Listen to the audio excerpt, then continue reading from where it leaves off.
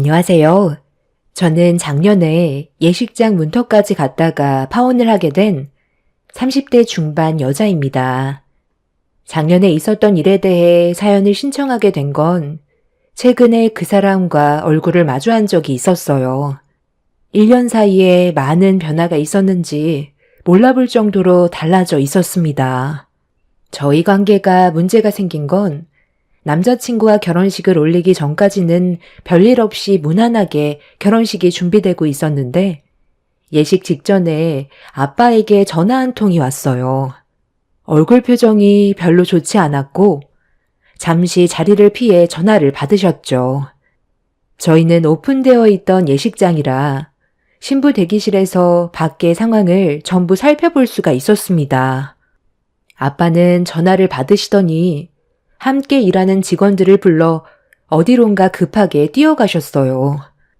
그런데 예비 시모가 갑자기 아빠의 뒤를 따랐고 무슨 상황인지 알 수가 없었던 저는 창밖에서 그 모습을 지켜볼 수밖에 없었습니다.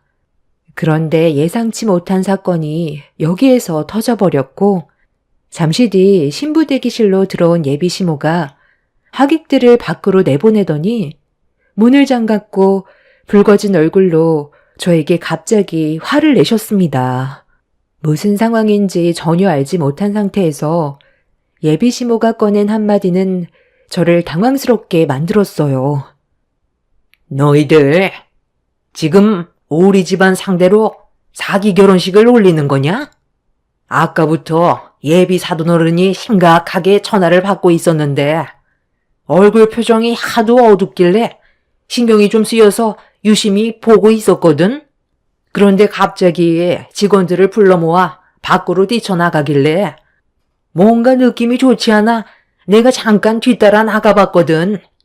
건물 밖으로 나간 예비 사돈어른이 직원들에게 뭐라고 한 줄 알아?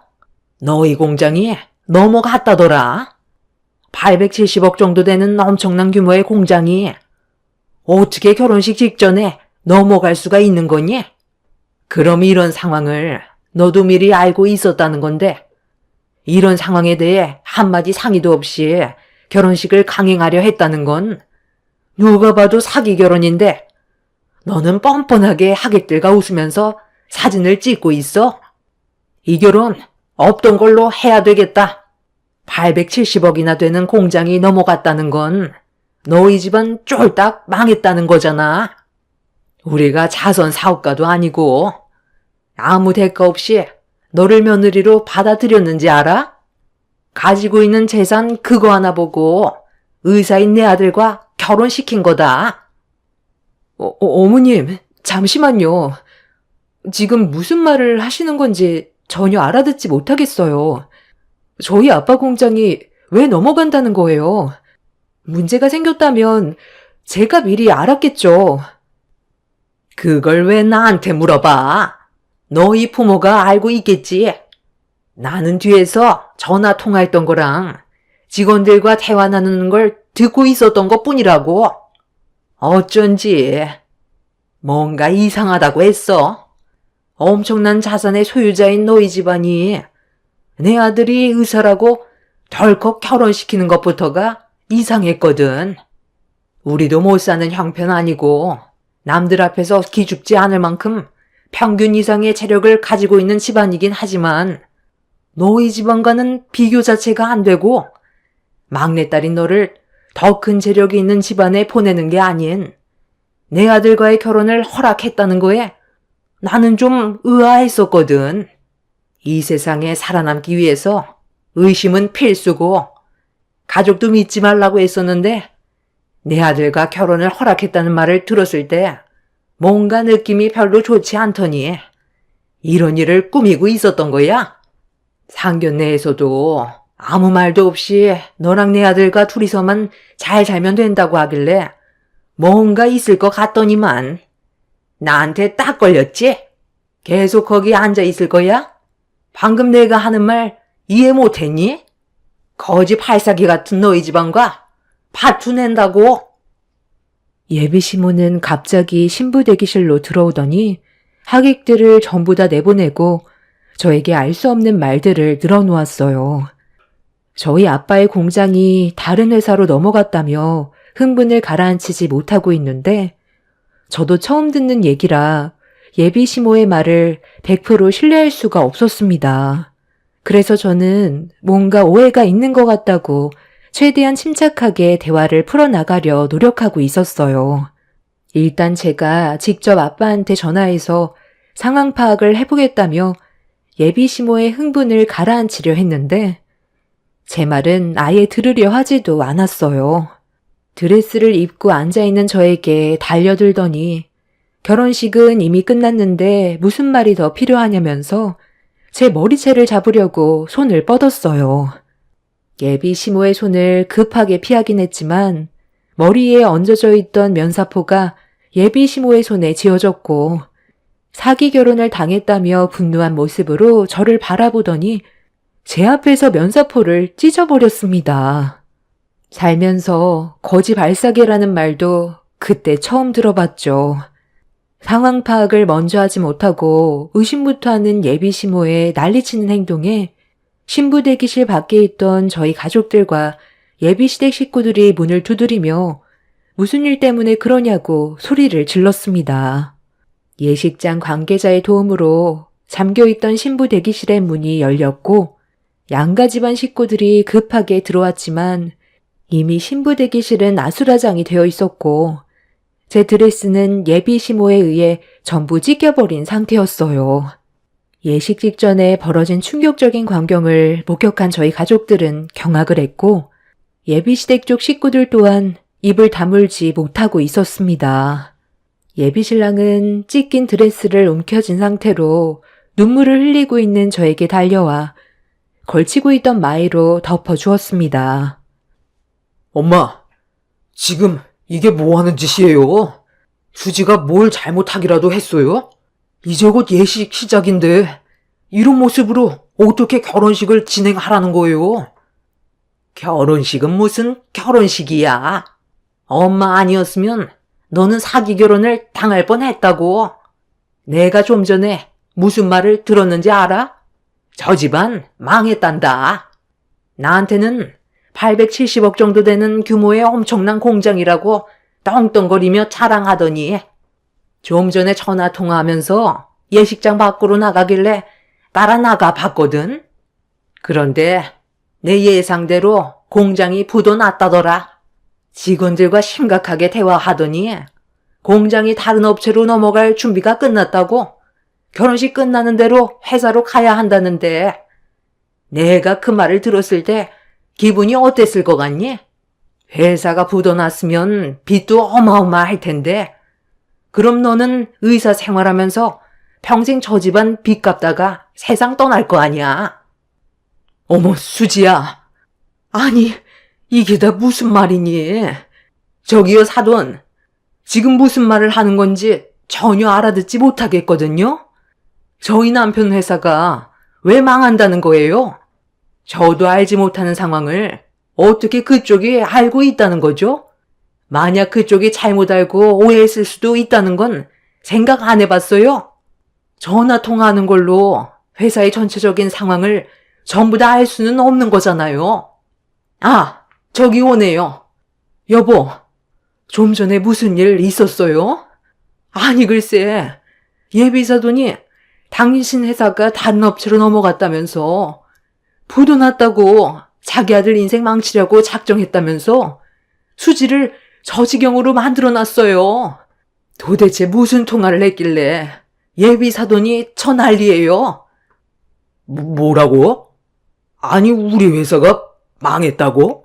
아니 그게 무슨 말이야? 나는 그런 말 한 적이 없는데. 저기요 사돈, 지금 뭔가 착각하는 것 같은데 저희 회사가 왜 망했다는 거죠? 저 사람 정말 뻔뻔하네. 내가 좀 전에 똑똑히 들었다고. 그쪽 870억짜리 회사가 다른 회사로 넘어갔다며. 내 두 귀로 전부 들었는데 어디서 팔뱀이야? 뭐라고요? 제 회사가 다른 업체로 넘어갔다고요? 도대체 무슨 말을 하는 건지 전혀 못 알아듣겠는데요.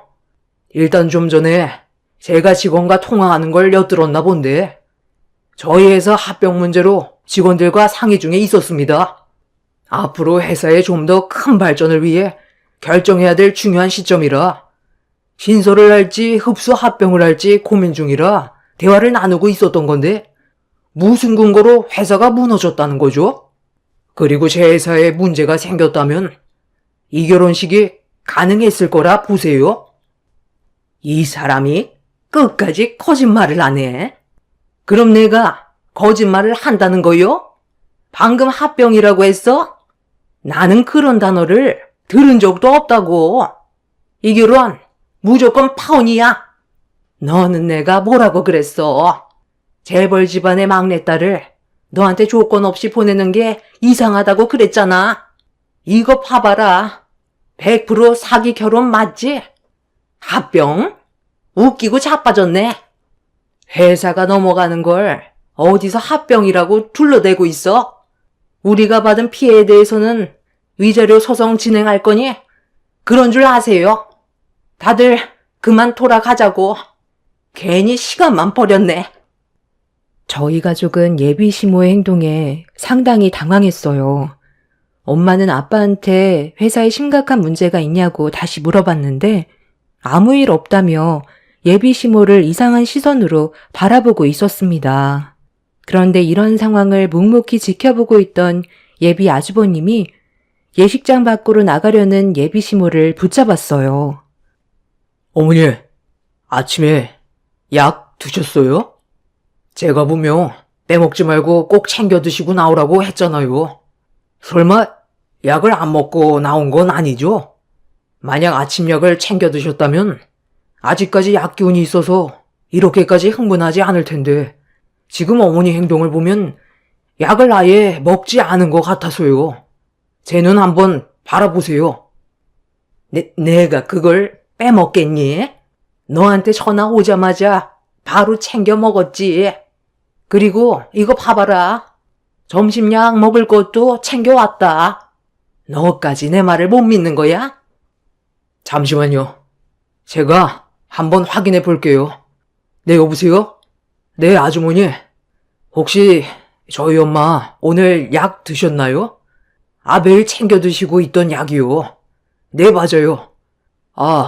주방 테이블 위에 안 먹은 약봉지 하나가 그대로 있다고요? 네, 확인해 주셔서 감사합니다.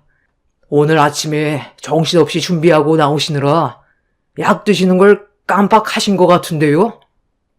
예비 시모가 먹고 있는 약이 있었는지 예비 아주버님은 심각한 표정으로 대화를 이어나갔고 예비 시모는 그럴 일 없다면서 잘 챙겨 먹었다고 했지만 예비 시댁에 있던 약봉지는 아침에 먹어야 될 약이 맞았고 그걸 빼먹었다는 걸 예식장이 아수라장 되고 나서야 알 수 있었습니다.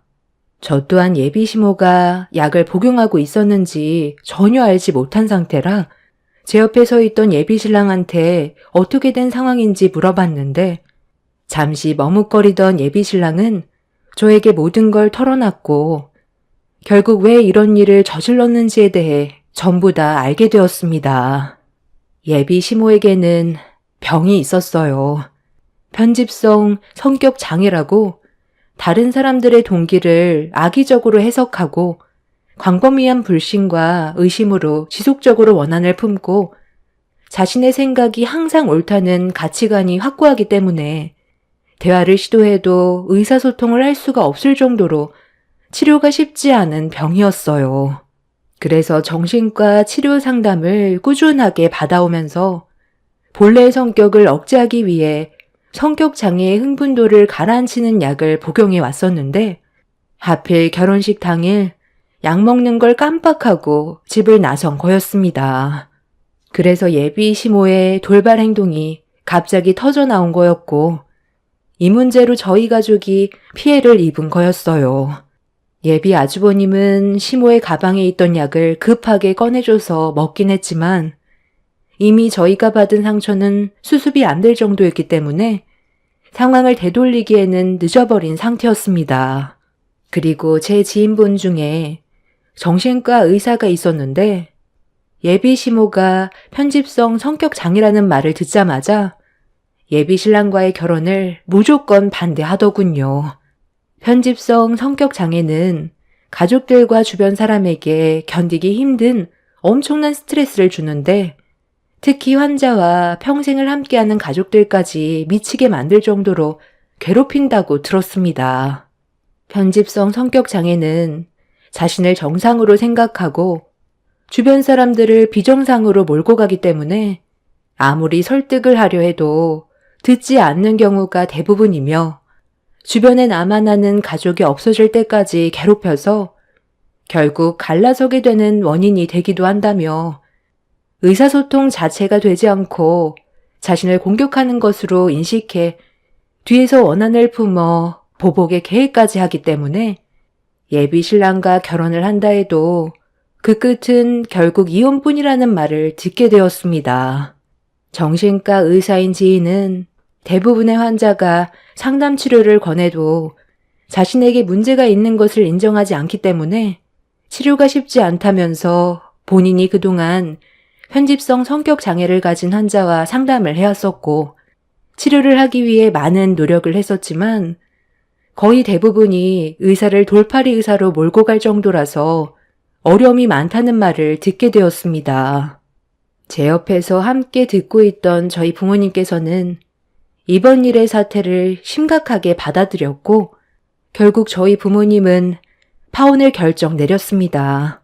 당황한 예비 신랑은 꾸준하게 약을 복용하고 있다가 결혼식 당일 잠깐 깜빡한 것뿐이라면서 두 번의 실수는 없을 거라고 했지만 아빠는 결혼을 허락한다 해도 앞으로 똑같은 일이 두 번 다시 없을 거라는 보장을 할 수 없기 때문에 제가 피해받는 건 원하지 않는다면서 파혼을 무르지 않으셨습니다. 예비 시모가 편집성 성격 장애라는 걸 알게 된 이후 전에 있었던 상황들이 어느 정도 이해가 되기 시작했어요. 처음 남자친구와 인사를 드리러 갔을 때도 말수는 적으셨는데 저를 안 좋은 시선과 의심의 눈빛으로 바라봤었어요. 그래도 크게 별일은 없었고 상견례 때도 저희 아빠의 회사가 870억 정도 되는 규모라는 말에도 의심을 했었습니다. 그런데 이 모든 게 성격장애로 인한 병이라는 걸 전혀 모르고 있었는데 이 사실을 저에게 한마디 말도 하지 않았다는 거에 남자친구한테도 실망스러웠어요. 그렇게 예비 신랑과의 결혼이 파투가 나게 된 이후 저희 가족은 예식장을 나왔는데 그때 법인 차량에서 내린 직원의 한마디에 예비 시댁 식구들의 얼굴은 허옇게 질려 주저앉았고 예비 시모를 원망하고 있었습니다. 합병을 하기로 했던 회사와 조율하는 부분에서 저희 아빠의 공장이 외부적으로 훨씬 더 많이 알려져 있고 자산 규모도 훨씬 크기 때문에 아빠의 회사가 상대 회사를 흡수 합병하기로 결정나게 되었다며 직원분은 아빠에게 곧장 회사로 출발해야 된다고 차 문을 열어주었어요. 예비 시모가 모든 상황을 잘못 알고 있었다는 거에 모두들 앞에서 밝혀지게 되었고 예비 시댁 식구들은 남자친구의 인생까지 망쳐버렸다며 예비 시모를 원망했습니다. 지금 우리 앞에서 연기하고 있는 거야. 너는 엄마 말을 믿어야지. 내가 전부 다 들었다니까. 회사가 무너져서 다른 회사에 넘어가게 생겼다고 했었어. 제발 그만 좀 해요.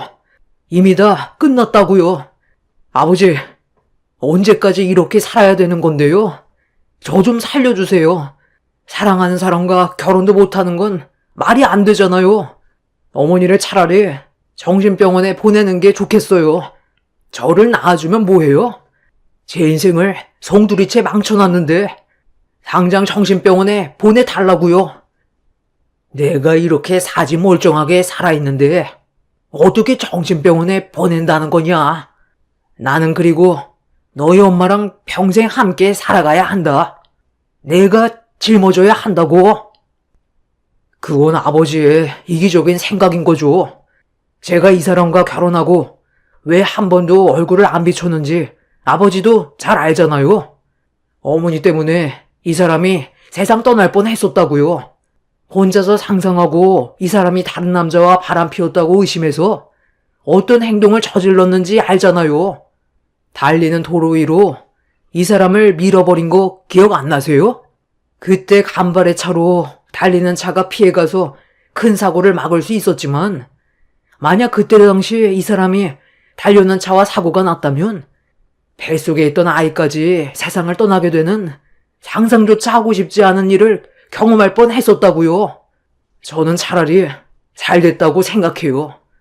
어머니 정신병원에 보내지 않으면 나중에 누구 하나 크게 다치게 될 게 뻔하다고요. 지금도 보세요. 어머니가 잘못 알고 있는 내용인데도 혼자 의심하고 판단해서 어떤 결과를 가져왔는지 보시라고요. 예식장 앞에서 예비시대 가족들은 목소리를 높이면서 다투고 있었는데 저도 예비 시모가 차라리 병원에 입원을 하는 게 모두를 위한 길이라고 생각했어요. 예비 아주버님이 꺼낸 과거의 충격적인 사건을 듣게 됐을 땐 온몸에 소름이 돋았습니다. 남자친구와 만약에 결혼을 했었다면 저도 똑같은 문제로 사고를 당할 수도 있을지 모른다고 생각하니 너무 아찔했어요. 결국 그날 이후 저와 남자친구는 헤어지게 되었고 파혼으로 인해 손해본 부분에 대해서는 남자친구 측에서 전부 배상 처리를 하게 되었네요. 그날 이후 남자친구에게는 몇 번이나 다시 전화가 왔었고 저와의 헤어짐을 인정하고 싶지 않다면서 괴로워했었지만 저희 부모님께서는 나이가 적지도 않은데 연애만 할 순 없는 거라고 다른 좋은 남자를 만나는 걸 원하셨습니다. 저희 부모님께서는 엄청나게 많은 재력을 가진 집안을 원하는 것도 아닌 안정적인 가정에 인성 바른 그런 남자를 원하셨어요. 돈보다 사람이 중요하다는 걸 항상 강조하셨죠. 저도 더 이상의 관계를 유지하는 건 앞으로 있을 제 미래에 안 좋은 영향을 주게 될 것 같아 더 이상의 만남을 만들지 않았습니다. 저도 한동안 정말 많이 힘들었지만 시간이 지나면서 조금씩 안정을 되찾았고 한동안 본업에 집중하며 지내왔었는데 1년이 지난 뒤 예상하지 못한 장소에서 전 남자친구와 마주하게 되었습니다. 제 지인이 건강이 안 좋아서 병원에 입원해 있어서 잠깐 병문안을 들린 적이 있었는데 어느 정도 시간을 보내고 집으로 돌아가려는 순간 병원 앞 공원에서 남자친구의 아버지의 얼굴을 보게 됐어요. 그늘진 얼굴을 하고 있었는데 휠체어를 끌고 있었습니다. 그런데 휠체어에 타고 있던 사람의 얼굴을 확인하게 된 순간 저는 경악을 했고 너무 놀라 급하게 뛰어갔어요. 제 얼굴을 보자마자 화들짝 놀란 전 남자친구의 아버지는 급하게 휠체어를 돌렸지만 이미 제가 두 눈으로 모든 걸 확인했던 상황이라 어떻게 된 거냐고 여쭤보게 되었네요. 남자친구의 아버지는 휠체어를 잡고 있던 손을 부들부들 떨면서 흐느끼셨어요. 그냥 그때 내 아들 말을 들었어야 했는데 전부 다 내 잘못이지. 너랑 헤어지고 나서 상당히 힘들어 했었는데 집사람까지 챙겨야 하는 입장이라 내 아들의 마음을 헤아려주지 못했었다. 이놈은 자기 엄마 때문에 너와 함께하지 못했다고 매일을 원망했었어. 그렇게 안 좋은 관계가 유지되어 오다가 어느 날 크게 한번 말다툼이 있었는데 그날 이후로 집사람이 자기 아들이 자신을 해치려 한다면서 의심을 하기 시작했고 약을 먹어도 크게 소용이 없길래 큰 사고가 날까봐 정신병원에 입원시켜야 하는지 진지하게 고민 중이었어. 병원에서 약이 듣지 않고 점점 더 난폭해진다면 지체하지 말고 바로 정신병원에 연락해서 조치를 취하라고 했었지만 나는 집사람이 병이 있어도 내가 멀쩡히 살아있는 한 책임을 져야 한다는 생각에 단호하게 결정을 내리지 못한 채 시간을 끌었고 결국 보는 것처럼 되돌릴 수 없는 상황까지 오게 되고 나서야 집사람을 정신병원에 입원시킬 수 있었어. 전부 내 잘못이야. 의사의 말을 듣고 단호하게 행동했어야 됐는데 집사람이 정신병원에서 혼자 지낼 걸 생각하니 나 또한 너무 힘들었었어. 그래서 시간이 좀 지나면 괜찮아질 수 있을 거라는 이기적인 생각과 결정으로 인해 잠시 내가 자리를 비웠을 때 내 아들이 퇴근하고 집으로 들어오는 길에 집사람이 기어코 일을 저질러 버리고 만 거지. 내 아들이 현관문을 열고 들어오자마자 숨어있던 집사람이 골프채를 내둘렀고 무방비 상태였던 내 아들은 뒤통수를 가격당해 그 자리에서 쓰러져 버리고 말았어. 그리고 지금 보는 것처럼 내 큰 손상을 입어 혼자서는 정상적인 생활조차 할 수가 없게 돼버렸지. 내 아들이 의사가 된 것도 자기 엄마 병을 고쳐보겠다고 고등학교 때부터 정말 열심히 공부했었는데 내 아니란 생각에 아들의 인생까지 망쳐버리게 되니 앞으로 어떻게 살아야 할지 너무 막막하다. 병원에서는 뇌에 심각한 손상을 입어 회복할 수 있는 가능성이 없다고 하는데 내 아들한테 기적이 찾아왔으면 좋겠구나. 내 잘못으로 인해 벌어진 일이라 너무 미안해서 살 수가 없다. 전혀 상상조차 하지 못했던 일들이 눈앞에 펼쳐졌고 남자친구였던 그 사람은 눈에 초점이 없는 상태였어요. 온몸에 힘은 빠져 있었고 하늘을 쳐다보고 있는데 입에서는 계속해서 침이 흐르고 있었습니다. 남자친구의 아버지가 조금 더 일찍 서둘러 조치를 취했다면 그 사람은 지금쯤 정상적인 생활을 하고 있었을 텐데 잘못된 판단으로 인해 벌어진 사고는 결국 되돌릴 수 없는 결과를 초래하게 되었네요. 남자친구의 어머니가 휘두른 골프채에 후두부를 가격당했다는데 만약 제가 남자친구와 결혼을 했었고 어떠한 이유로 저를 의심해서 만약 저에게 피해가 왔었다면 남자친구가 앉아있던 휠체어에는 제가 앉아있을지도 모른다는 생각을 하니 아찔했어요. 남자친구 아버지의 미련한 행동 하나로 가족 전체가 무너지게 되는 모습을 보게 되었네요. 그 사람의 인생은 너무 안타깝지만 결혼을 하지 않았던 게 천만다행이라고 생각해요. 예식날 예비시모가 갑자기 난리를 쳤던 그때를 되돌아보면 저에게도 큰일이 벌어졌을지도 모르는 아찔한 상황이었는데 다행히 큰 사고 없이 넘어갔던 것만도 감사하게 생각하며 살아가려고요. 저희 부모님께서도 그 사람한테 문제가 생겼다는 걸 저를 통해 듣게 됐을 때 상당한 충격을 받으셨어요. 그리고 결혼 안 하길 천만다행이라고 하셨습니다. 그 사람의 일은 정말 안타깝게 생각하고 있어요. 하루빨리 회복이 돼서 다시 정상적인 생활이 가능할 정도로 몸이 좋아졌으면 좋겠습니다. 꼭 기적이 찾아와 의사 생활을 했으면 좋겠네요. 만약 제 사연을 들어주신 여러분들 주위에 편집성 성격 장애를 가지고 계신 분들이 계시다면 최대한 조심하시길 바랄게요. 사람마다 병적 증세가 다르긴 하겠지만 조심해서 나쁠 건 없다고 생각합니다. 제 사연을 들어주신 여러분들의 가정이 그 가족처럼 불행을 경험하지 않길 바라는 마음에 사연을 작성하게 되었습니다. 오늘 하루도 행복과 기쁨이 가득하시길 바랍니다. 감사합니다. 안녕하세요. 저는 강원도 평창에 살고 있는 40대 초반 여자입니다. 사람이 살다 보면 이런저런 일 다 겪기 마련이지만 최근에 저희 부부에게 닥쳐온 일은 너무 큰 아픔을 안겨주고 말았네요. 한동안 조용했던 집안에 폭풍이 불어온 건 다름 아닌 저에게 늦은 임신 소식이 찾아오게 되면서 시작이 되었습니다. 전혀 준비가 되어 있지 않은 상태에서 찾아온 임신이라 어떻게 해야 할지를 모르겠더라고요. 이제 좀 숨통이 트일 정도로 여유가 생겼는데 또다시 육아를 해야 한다는 것 때문에 눈앞이 캄캄했죠. 계획에도 없었던 일이라 양가 집안 모두 놀란 상태였어요. 남편은 셋째는 무조건 아들이라며 집안의 경사라고 하루빨리 뱃속의 아이를 보고 싶어 했습니다. 시부모님께서도 아들, 딸 상관하지 않으셨지만 내심 아들을 기대하시는 눈빛이었어요.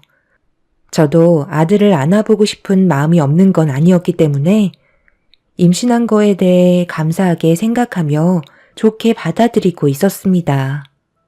그렇게 좋은 날인 만큼 시댁 집안에 한데 모여 시모가 해주신 맛있는 음식들을 대접받으면서 오래간만에 즐거운 대화를 주고받으며 집안에는 활기가 넘치고 있었죠. 그런데 결혼을 한 지 5년 차가 넘어가는 동서가 저를 바라보며 갑자기 이상한 말을 늘어놓기 시작했어요. 그 말을 듣고 있던 시댁 식구들은 순간적으로 아무 말도 하지 못한 채 멍하니 바라보며 동서에게 집중이 되고 있었습니다. 형님은 좋으시겠어요. 여자로 태어나 모든 걸 다 누리고 계시니까요. 그렇게 임신이 잘 돼서 나중엔 넷째, 다섯째도 보시겠는데요? 임신을 왜 하시는 건지 저는 전혀 이해를 하지 못하겠어요. 어차피 다 키워놓으면 자기 살 길 찾아 떠나가 버리는데 내 인생 다 바쳐서 키우면 뭐해요? 임신하면서 불러온 배는 다 늘어나서 살도 트고 좋았던 몸 그대로 다시 돌아올 수도 없잖아요. 이런 거 보면 남자와 여자는 너무 불공평한 것 같아요. 남자는 외적으로 아무 문제가 없지만 여자는 한번 임신해서 출산하면 누가 봐도 아줌마로 전락해버리잖아요. 임신을 하는 건 하나뿐인 인생을 버리는 거나 마찬가지 같아요. 동서, 그건 동서 생각이지. 동서가 대신 아이를 낳아줄 것도 아니잖아? 어차피 아이 가질 계획은 조금도 없으면서 나한테 이러쿵저러쿵 충고를 할 필요가 있어?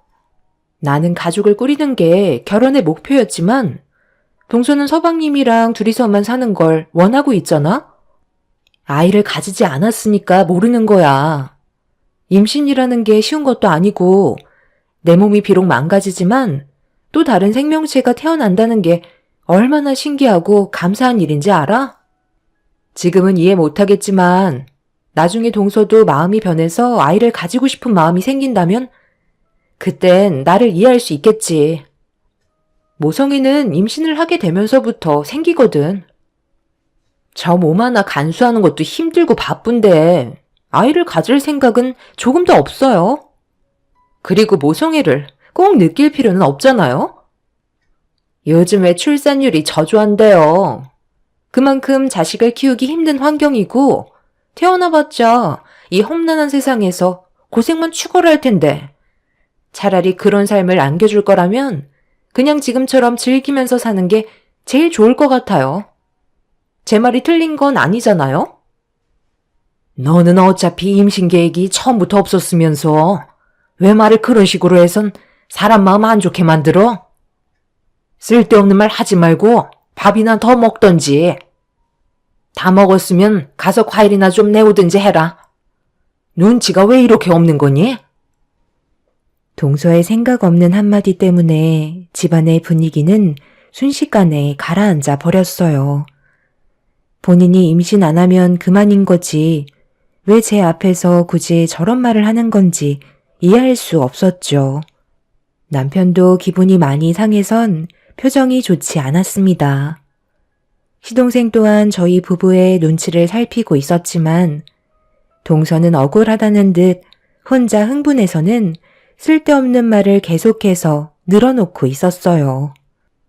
분위기 좀 봐가면서 말을 가려하면 좋은데 필터를 조금도 거치지 않고 생각나는 대로 입 밖으로 내뱉는 말들 때문에 결국 시부는 들고 계셨던 숟가락을 강하게 식탁으로 내려치면서 동서 보고 그만하라는 행동을 보여주고 계셨습니다.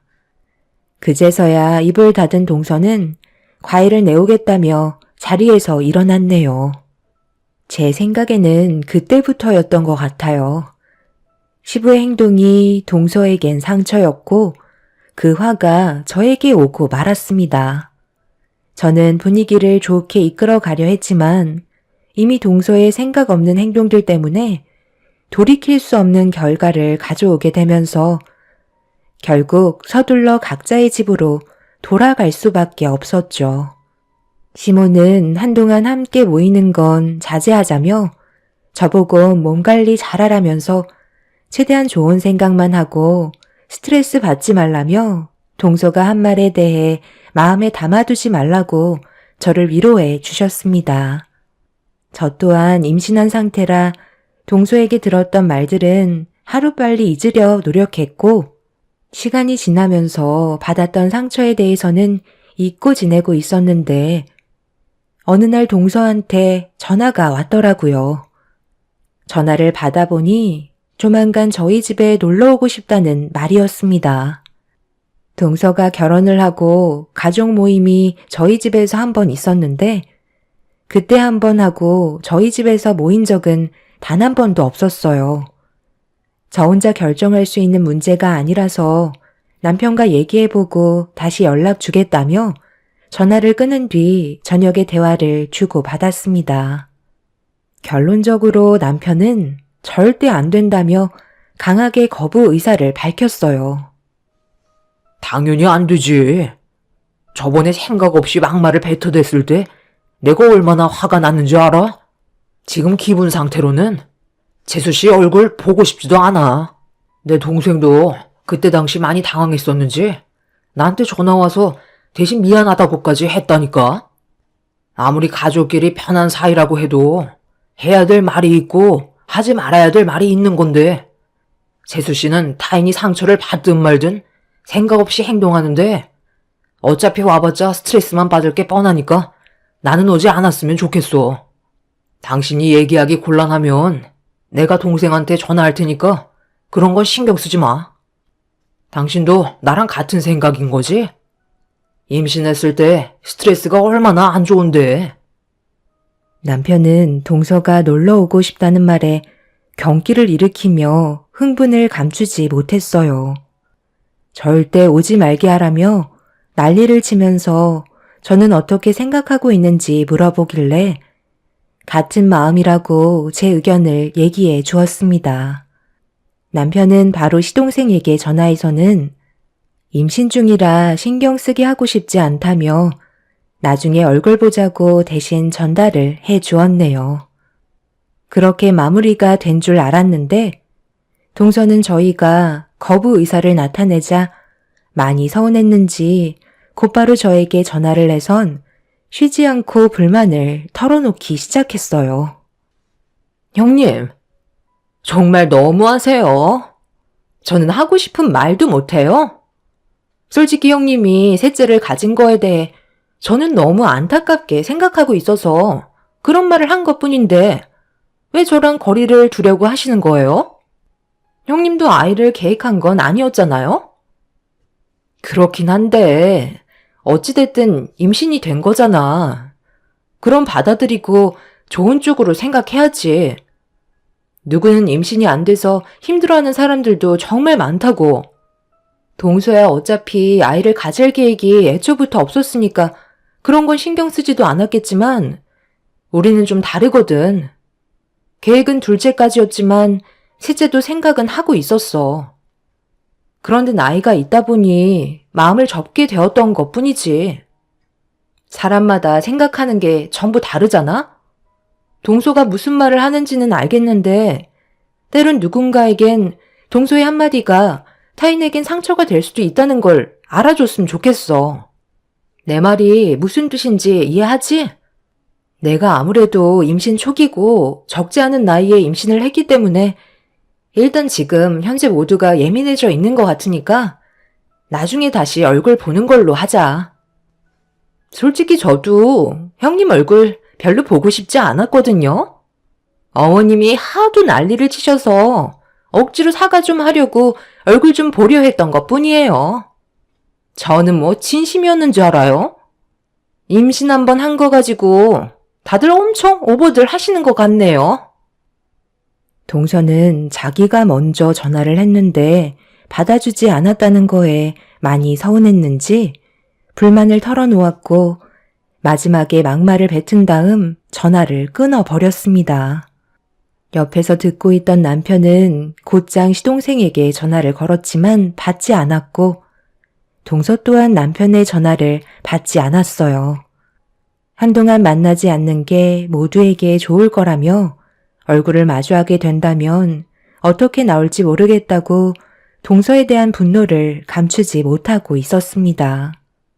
그날 이후 동서는 저에게 아무런 연락이 없었고 한동안 조용히 지내고 있었는데 시모가 집안일을 하시다가 허리를 다치셨는지 병원에 실려 가셨다는 말을 듣게 되면서 저희 부부는 급하게 병원으로 향하게 되었습니다.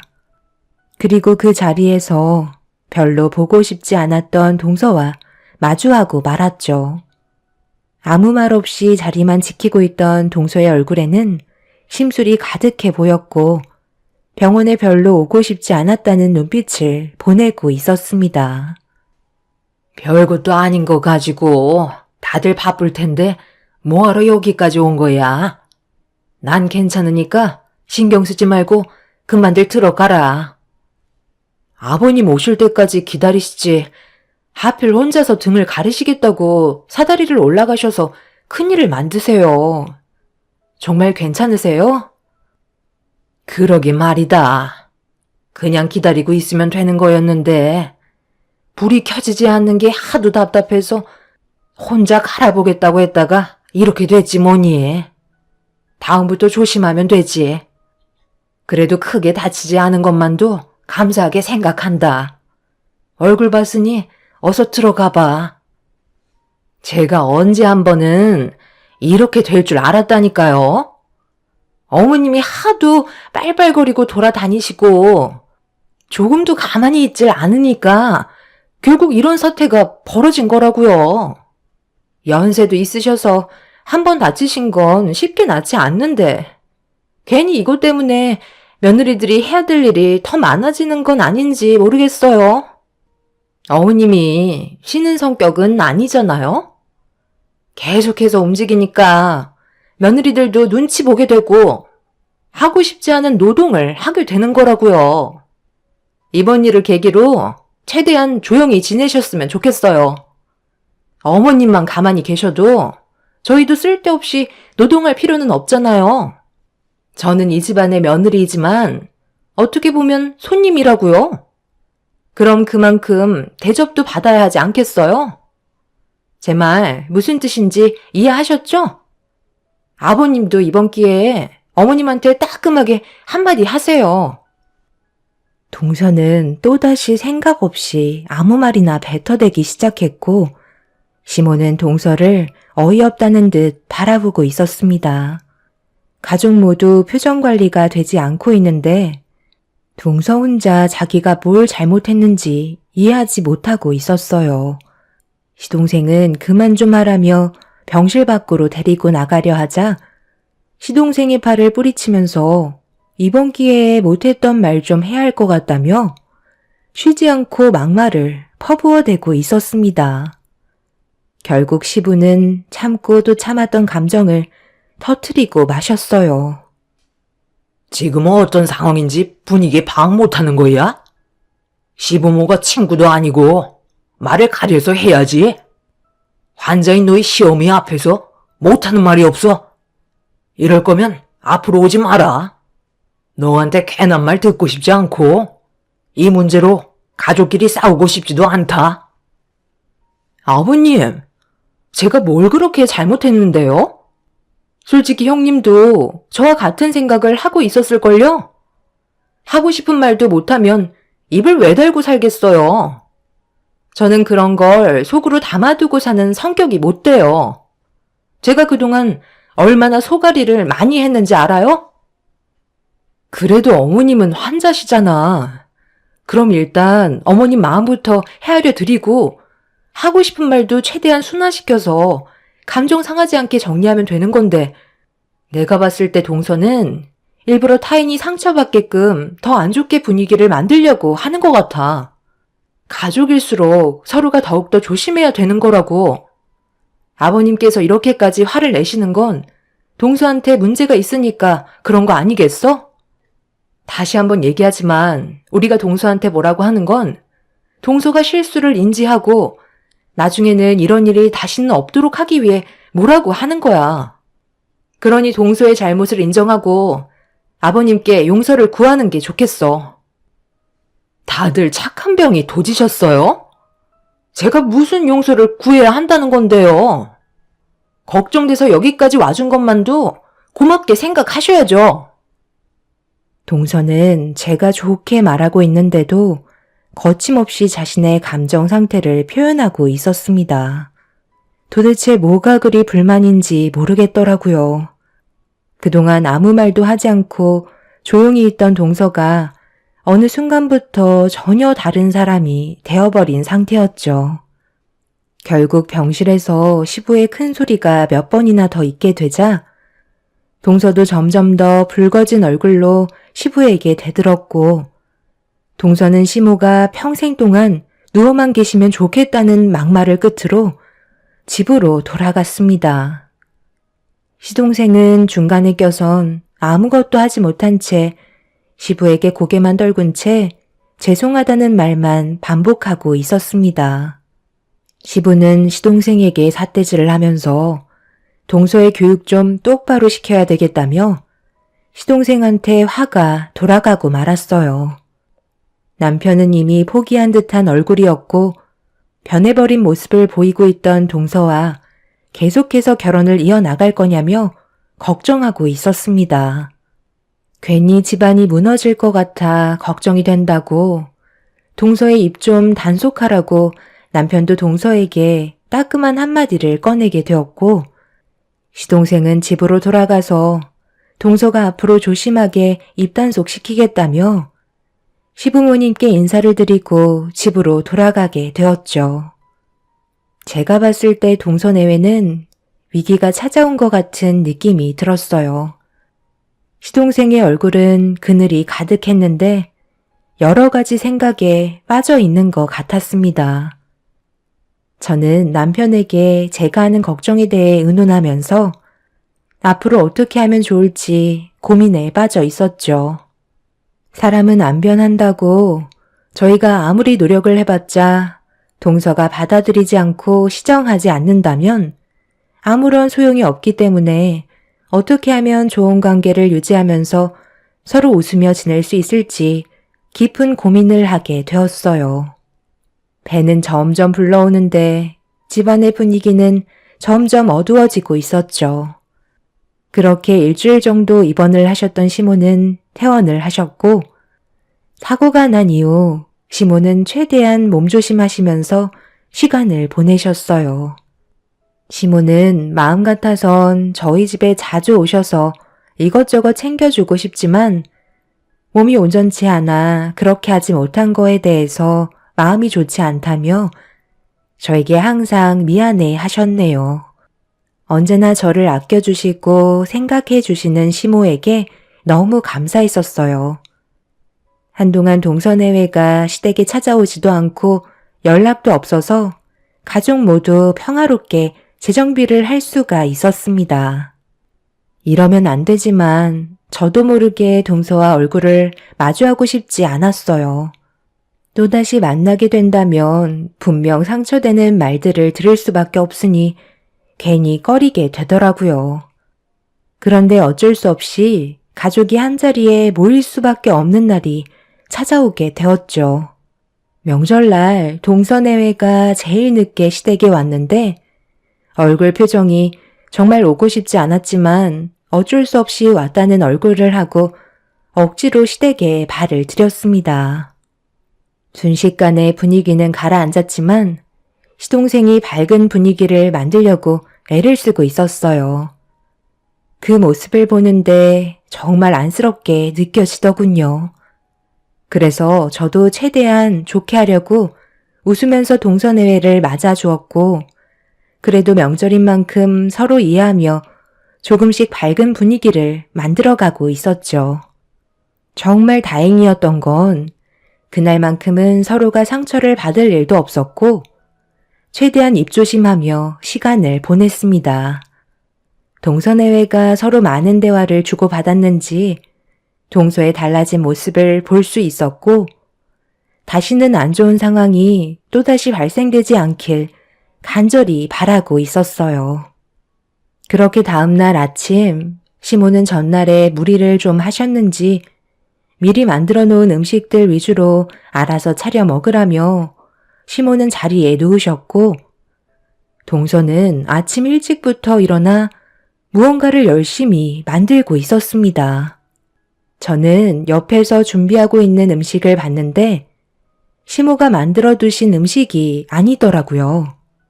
그래서 동서에게 뭐 하는 거냐고 물어보니 저를 보며 밝게 웃으면서 솜씨는 없지만 저를 위해 음식 하나는 만들어주고 싶었다고 열심히 동그랑땡을 붙이고 있었습니다. 딱 봐도 시모가 만들어두신 동그랑땡과는 차이가 있었지만 동서의 정성에 감동을 받았고, 그렇게 아침상을 차려 모두가 한자리에 앉아 식사를 하고 있는데 동서가 만든 음식을 제 앞으로 밀어주더라고요. 저만 먹어야 한다며 저를 위해서 만들었다고 한껏 기대에 부푼 얼굴로 제가 서둘러 동서의 음식을 먹어주길 바라고 있었습니다. 그래서 한 입을 먹었는데 뭔가 입안에서 퍼지는 냄새가 별로 좋지 않더라고요. 그런데 동서의 표정이 너무 밝아서 차마 맛이 이상하다는 말을 할 수가 없었습니다.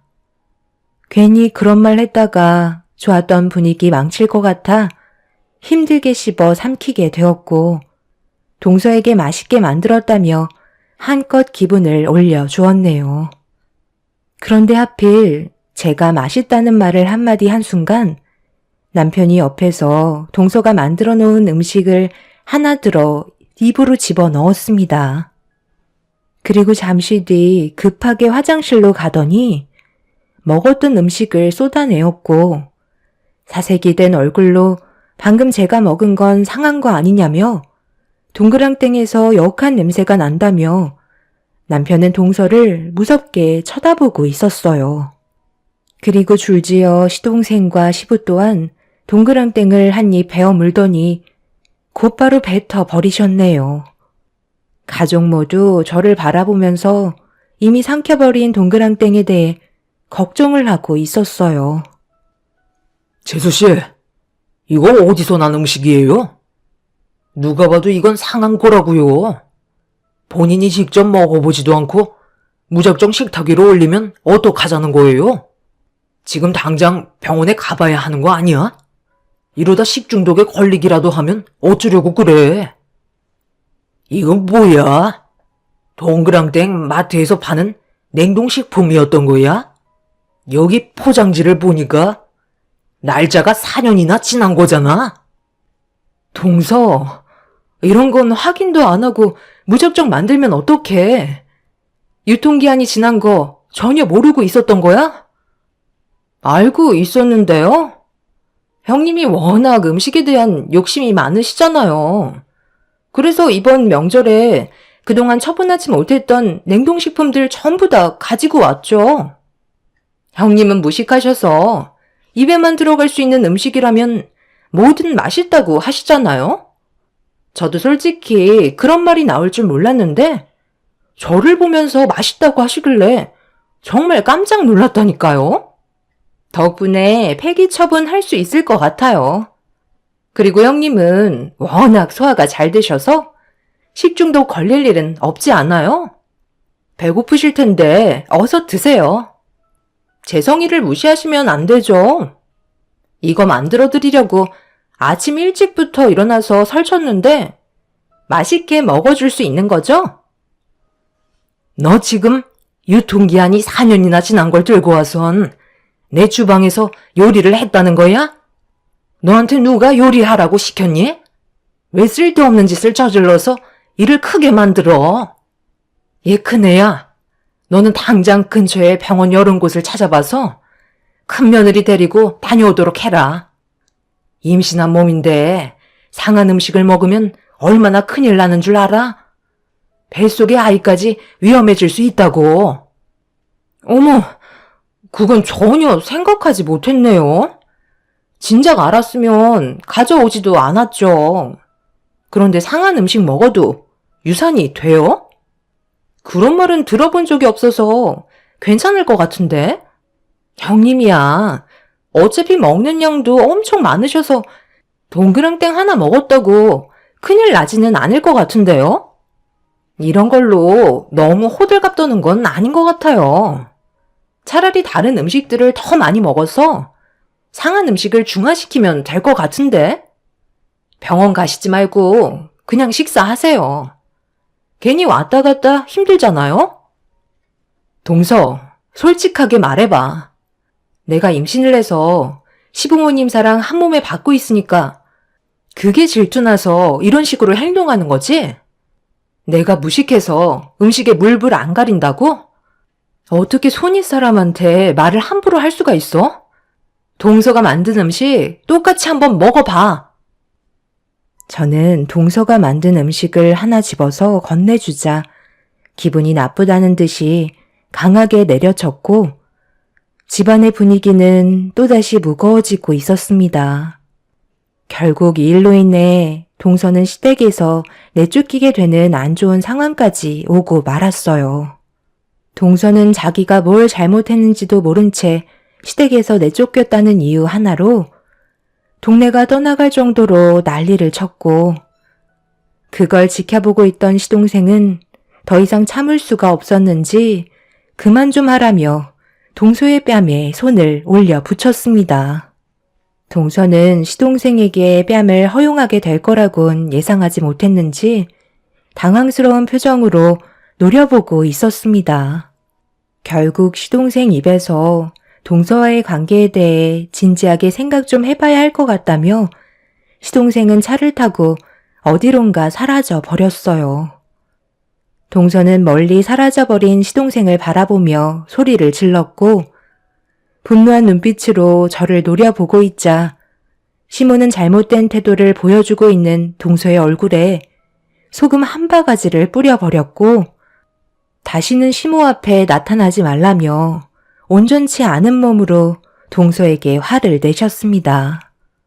결국 그날 이후 동서와 시동생의 관계는 깨지게 되면서 이혼 얘기까지 주고받고 있는 상태였어요. 동서는 더 이상 저희 가족이 아니었고 두 번 다시 만날 일은 없을 것 같았습니다. 정말 다행이었던 건 상한 음식을 먹었지만 크게 문제가 있지는 않았어요. 뱃속에 있는 아이도 정상이라는 걸 확인받을 수 있었습니다. 그렇게 한바탕 난리가 난 이후에 시동생은 동서와의 관계를 심각하게 고려하며 정리를 하려고 준비 중이었지만 동서의 마음은 조금 달랐습니다. 시동생과 이혼하고 싶지 않다는 의견을 내세우고 있었죠. 헤어지고 싶은 마음이 없다는 걸 표현했지만 시동생은 이미 동서에게 더 이상의 미련이 없어 보였습니다. 그런 안 좋은 상황 속에 저희가 해줄 수 있는 건 아무것도 없었어요. 동서의 행동은 상식을 벗어났기 때문에 가족으로서 받아들이기에는 무리가 있는 상태였죠. 결국 서로 의견이 조율이 되지 않아 소송까지 가게 되면서 끝내 이혼은 성립이 되었고 시동생과 동서는 법적으로 남남이 되고 말았습니다.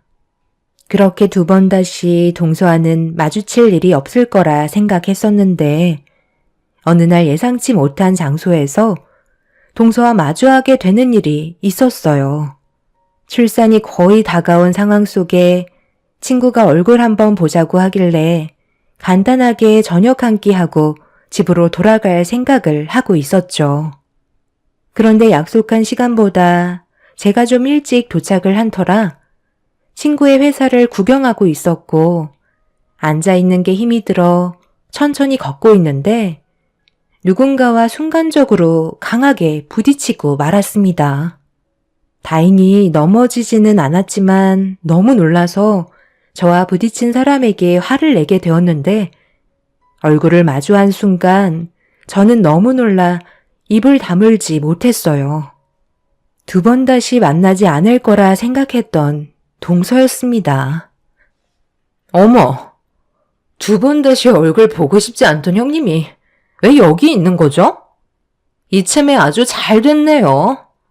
오늘 공개 채용 합격자 발표 날이었는데 하필 저는 탈락을 했거든요. 기분도 좋지 않은데 이런 곳에서 형님을 다시 만나게 될 줄 정말 몰랐네요. 매사에 착한 척만 하시던 형님이 저는 정말 꼴보기가 싫었어요. 항상 모든 관심은 형님만 받고 있었잖아요. 그게 왜 내 잘못인 거야? 시부모님께서는 동서를 정말 많이 아끼고 계셨다고. 이런 상황을 만든 건 전부 동서가 생각 없이 행동한 것들이 문제가 된 거잖아. 이제 와서 그런 거 따지면 뭐 하겠어? 어차피 이제 우리는 가족이 아닌걸. 항상 내가 뭔가 일이 잘 안 풀릴 때 보면 그 주위에는 꼭 형님이 있었던 것 같아요. 이번에도 마찬가지고요. 정말 하나부터 열까지 전부 다 마음에 안 들어요.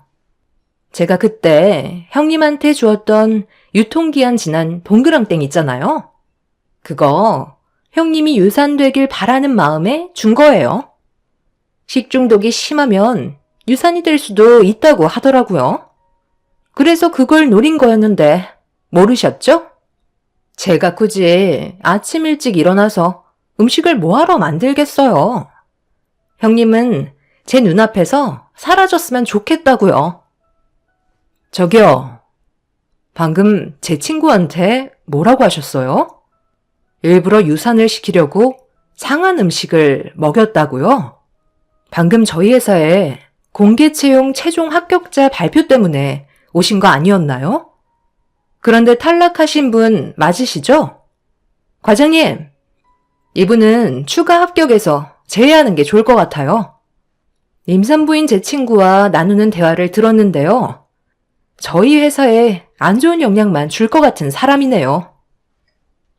추가 합격이요? 방금 그 말 진짜예요? 제가 추가 합격이 되었다고요? 그런데 왜 제의를 시킨다는 거죠?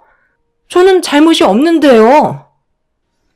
저와 만나려고 약속을 잡았던 친구는 회사의 공개 채용 현장에 최종 합격자 발표를 하기 위해 심사위원으로 있었어요.